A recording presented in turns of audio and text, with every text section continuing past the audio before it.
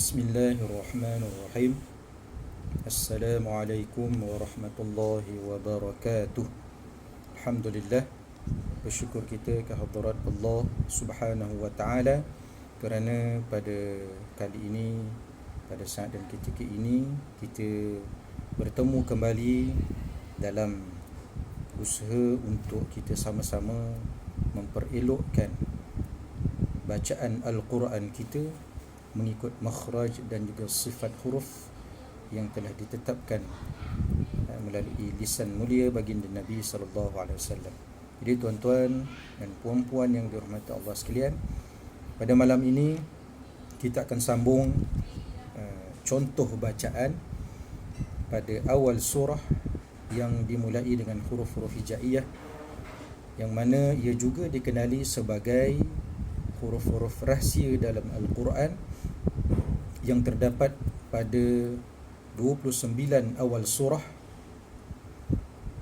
dan ia juga dinamakan sebagai hukum mad lazim harfi.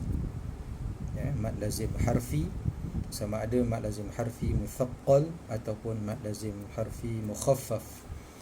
Baik, jadi insya-Allah pada malam ini kalimah ataupun awal surah yang dimulai dengan huruf-huruf hijaiyah yang saya nak tunjukkan contoh bacaannya ialah bagi kalimah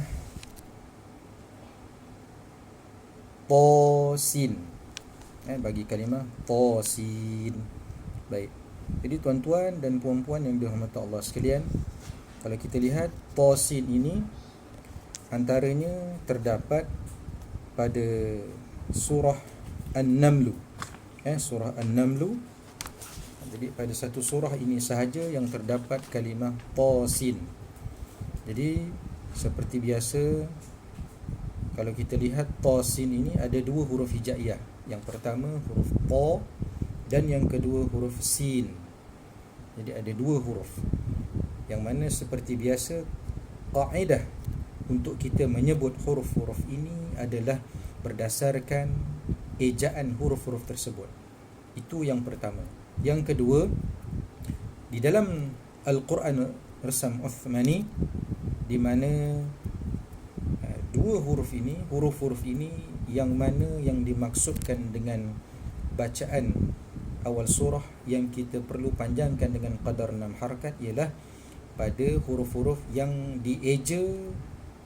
Apabila kita eja, dia terdiri daripada 3 huruf. Itu yang pertama. Yang kedua, huruf di tengah-tengahnya adalah terdiri daripada huruf mad, sama ada huruf alif, waw ataupun ya. Dan yang ketiga, huruf terakhirnya hendaklah kita matikan, kita letakkan tanda sukun supaya kita boleh matikan huruf terakhir tersebut, sama ada ia mempunyai hukum-hukum tertentu ataupun tidak. Maka Tasin. Baik, kita lihat ejaan bagi huruf Ta yang pertama. Ejaan Ta adalah Ta alif. Jadi Ta alif terdiri daripada dua huruf sahaja.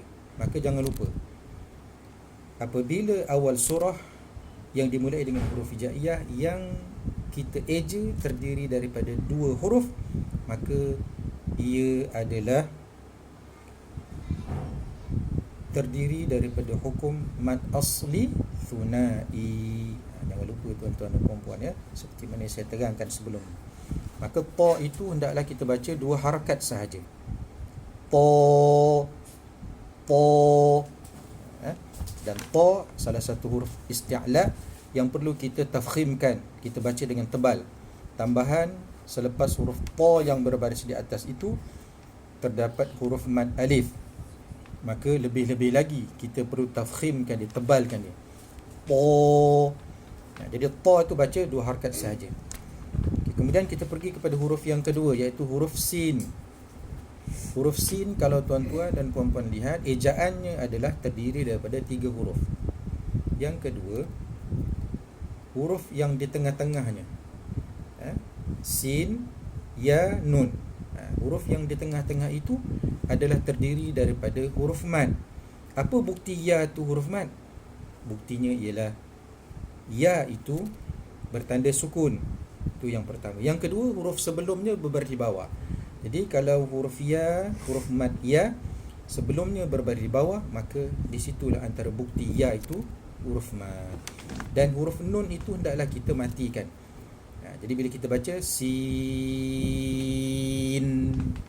lidah, ujung lidah kita lekatkan pada langit di bahagian hujung sekali, bahagian yang berdekatan dengan bahagian belakang gigi. Sin. Okey. Jadi sekarang ni kita nak fokus bagaimana kaedah kita nak menyebut ta sin ini. Okey, tadi saya dah terangkan ta itu hendaklah kita sebut dua harakat. Ta,